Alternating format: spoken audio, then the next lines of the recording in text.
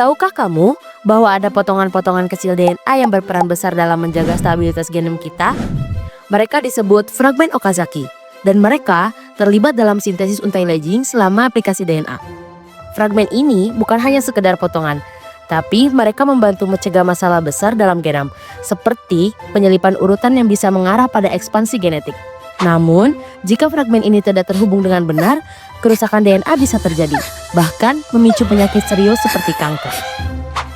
Nah, pernahkah kamu bertanya-tanya bagaimana sel kita menggandakan DNA-nya sebelum membelah? Replikasi DNA adalah proses vital yang memastikan setiap sel anak menerima salinan identik dari materi genetik. Proses ini dimulai ketika enzim helikase membuka heliks ganda DNA, dan enzim DNA polimerase mulai menambahkan nukleotida baru. Tapi, tahukah kamu bahwa polimerase hanya bisa bekerja dalam satu arah saja loh, yaitu dari 5 ke 3. Inilah sebabnya mengapa sintesis dua untai DNA berjalan berlawanan arah.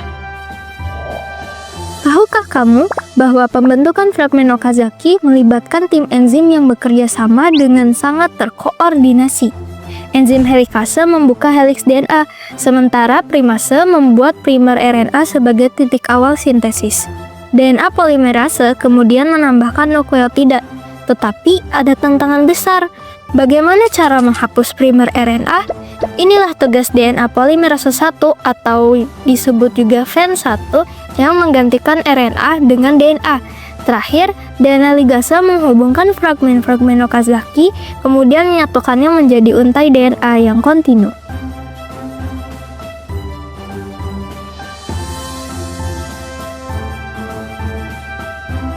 Pernahkah kamu bertanya kenapa fragmen Okazaki begitu penting? Fragmen ini adalah kunci untuk memastikan bahwa untai Leijing terbentuk dengan sempurna. Tanpa mereka, kita tidak akan mendapatkan DNA yang lengkap dan fungsional.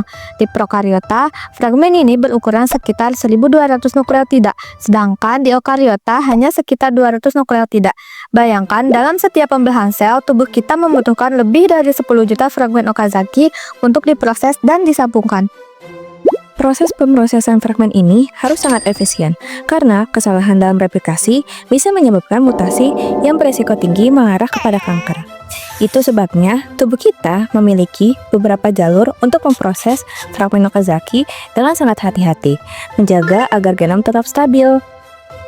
Jadi, tahukah kamu sekarang betapa pentingnya fragmen Okazaki dalam kehidupan sel? Mereka mungkin tidak terkenal, tetapi tanpa mereka, replikasi DNA tidak akan berjalan dengan lancar dan bisa memicu kerusakan genetik yang sangat serius. Dengan bantuan enzim-enzim seperti helikase, DNA polimerase, dan ligase, fragmen Okazaki memastikan DNA kita terbentuk dengan baik. Kerusakan dalam proses ini bisa menyebabkan berbagai penyakit, termasuk kanker. Memahami fragmen Okazaki bukan hanya penting dalam biologi molekuler, tetapi juga sangat penting dalam mengembangkan terapi medis yang bisa melindungi genom kita, khususnya dalam sel kanker.